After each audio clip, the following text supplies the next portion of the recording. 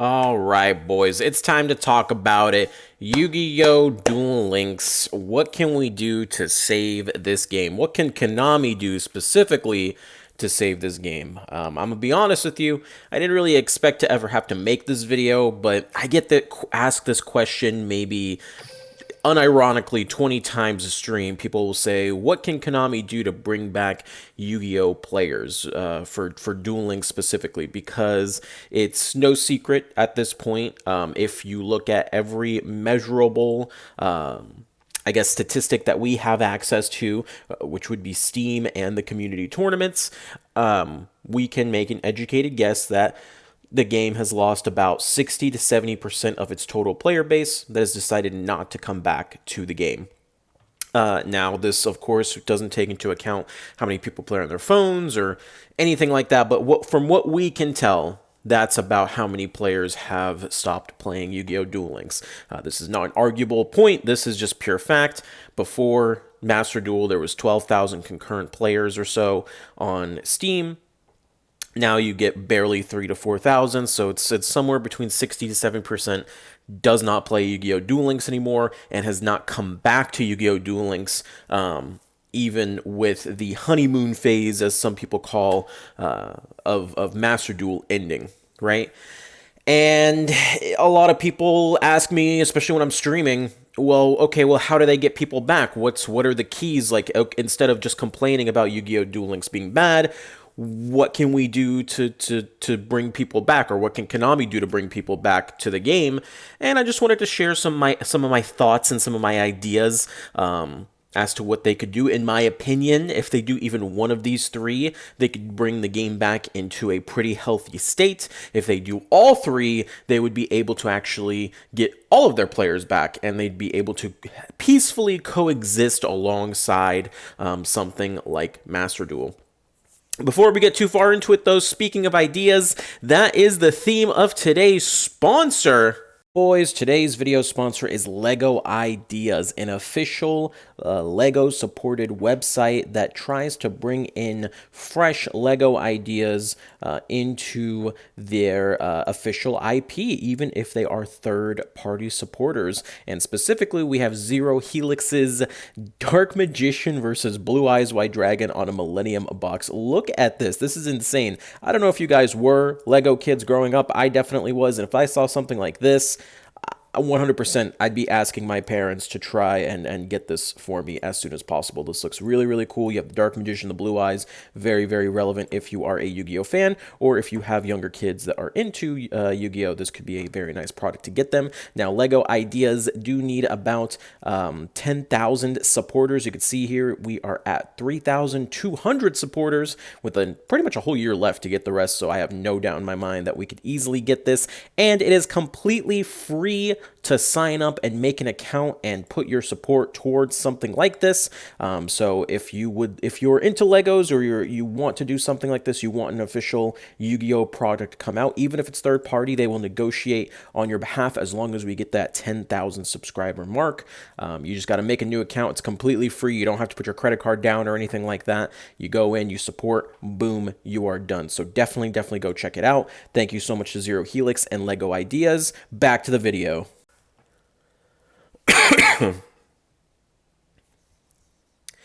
All right, boys. The first thing that I think everyone knows this. This is no surprise. It's the big elephant in the room. It's the one thing that we did not expect out of Master Duel, and because Master Duel had it, it put Duel Links into some hot dookie water.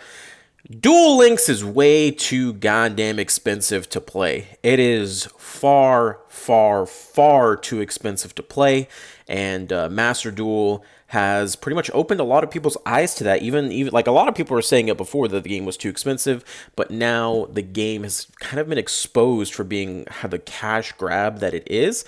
And the worst part is it doesn't have to be that way. A lot of people say add crafting to Duel Links, and I would love to see crafting added to Duel Links. I think that system would take too long to implement before the game just flat out dies because it doesn't get enough new players at that point. So obviously, yes, if in a perfect world the developers worked overtime and could develop a crafting system that they could implement very, very quickly, that would obviously fix a lot of issues when it comes to free-to-play woes in this game. But realistically, I mean, there are infinitely better ways of going about it. For example, I've used this example so many times, but let's look at an older box that we had, something like Blazing Rose, when the game was still younger and had a significantly larger player base. You can see in this box we had our generic synchros, we had Red Eye support, we had Metaphys, we had Subterror. The boxes used to be very, very worth it to go through, and what you have now is obviously not, right? If you go into Chaotic Soldiers, everything is awful. Like, there's literally nothing good in here except Book of Moon. So the quality of boxes has gone down. The amount of free-to-play gems is still the same, but what we're getting for those gems, the worth of the gems, have gone down over time. Now, obviously, if we had a crafting system, this would be irrelevant. We just, whatever, we'd grab things and craft them up. They could also expand the card trader. That's been an abandoned mechanic. We used to have a lot of amazing card trader cards, and they even have this great idea where you can trade in forbidden cards. This idea should be expanded upon. For every box, you should just be able to trade in your cards. Even if it was at a 3-to-1 value, you should absolutely be able to trade these in for something better. There's no reason that we are stuck with the cards that we have. The big problem with them adding just like a straight up crafter is people who have converted their cards, right? A lot of people have already converted URs and SRs. You can see here that even I have a bunch of converts that I could do if I really, really wanted to. Look at that. That would just be an insane value, right? Like, it's too much, right? So they can't just add in a random conversion system or a random crafting system. They would have to implement it so it works with Yu-Gi-Oh! Duel Links specifically, and I feel like the amount of time that would take is just too much. So they need something in the meantime. Either give us more overall gems, give us better boxes with our gems, give us more, gem to gym drops or whatever the case. Because as it stands right now, I think someone said you get like 5,000, 6,000 monthly gems for free if you do everything. To match Master Duel, they would have to give you like 30,000 free gems in a single month. So you could see how crazy the differential is. To actually catch up to Master Duel, what Duel Links would have to do for the free-to-play player. Because as it stands now, there's no reason not to just make a new account. And even if you don't make a new account in Master Duel, as long as you're hitting Platinum every single season, you're getting like 4K gems, right? That's in Master Duel, because you're guaranteed those SRs and URs, and you have the crafting system that goes a really long distance. Those 4K are worth more than like getting 20,000 gems in Duel Links. It's insane. So they need to fix the free-to-play. That's the number one priority. Crafting system should be the long-term goal, and then the short-term goal, give us more gems, give us better boxes, give us a reason to play this game free-to-play, and that would ultimately make me want to spend money later down the road, because as it stands right now, no one's spending money on the game. So that is number one. Number two, the ban list. Oh my goodness, the ban list has just been all over the place for the past little while.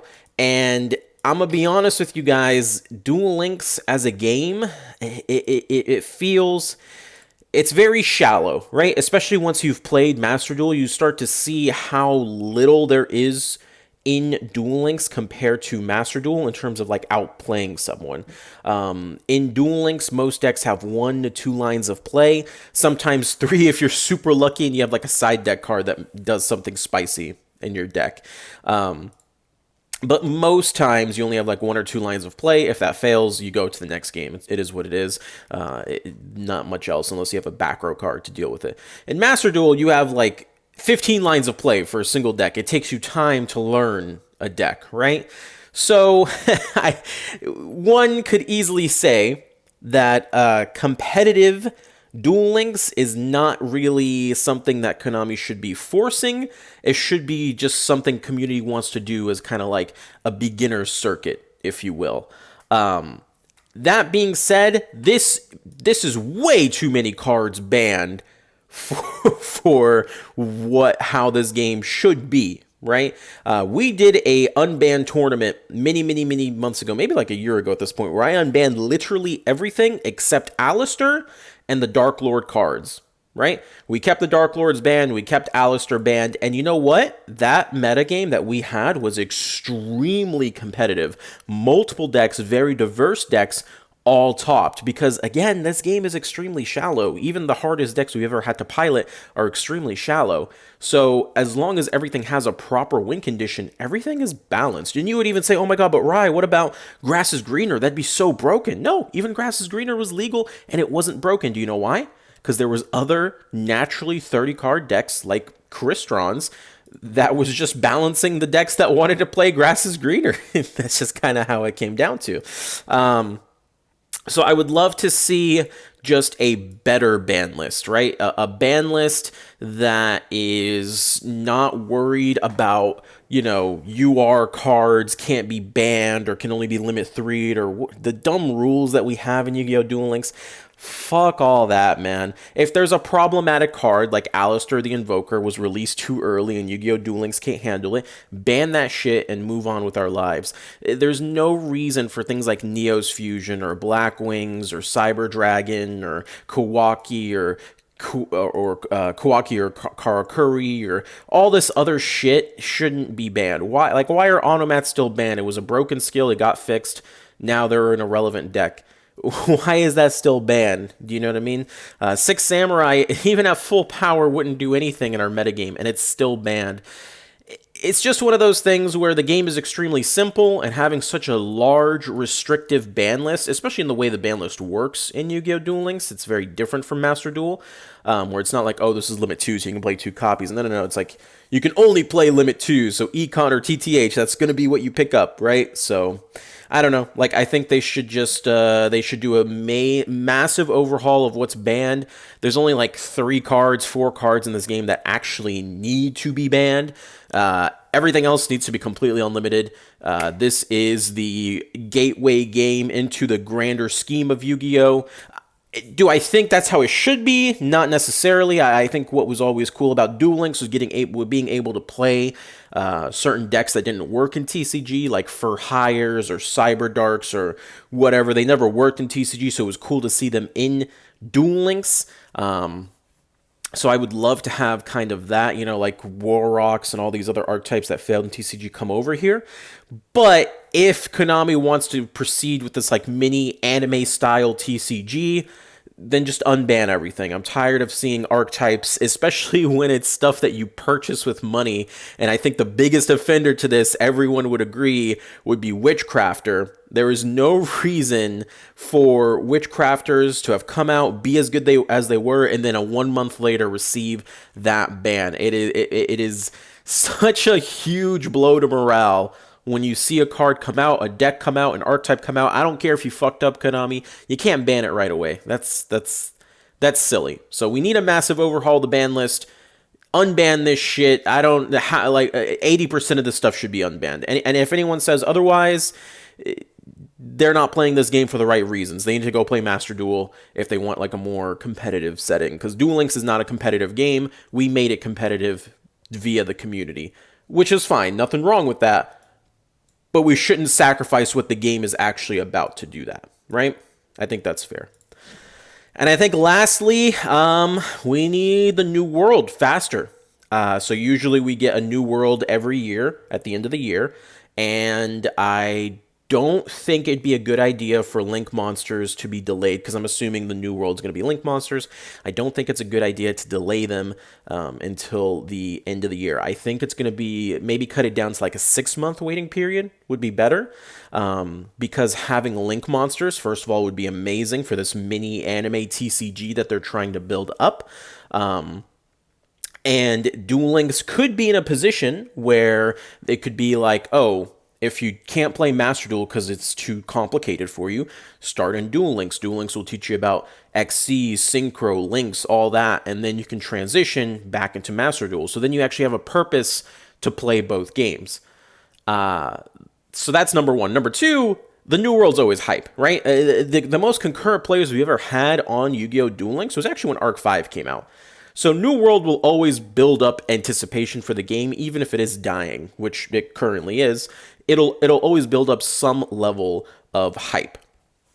So just imagine a new world's coming out. You have like Duel Links, the 2.0, revamp. You've got like the crafting systems coming out, the whatever major changes you want to make come to the game, better UI, no card pop-ups, like all the crazy stuff, all the long-term plans. Boom, you place that for like a 6-month period instead of a year-long period. Release the new world. We know you have the files for the new world in the game already. It just has to be put together.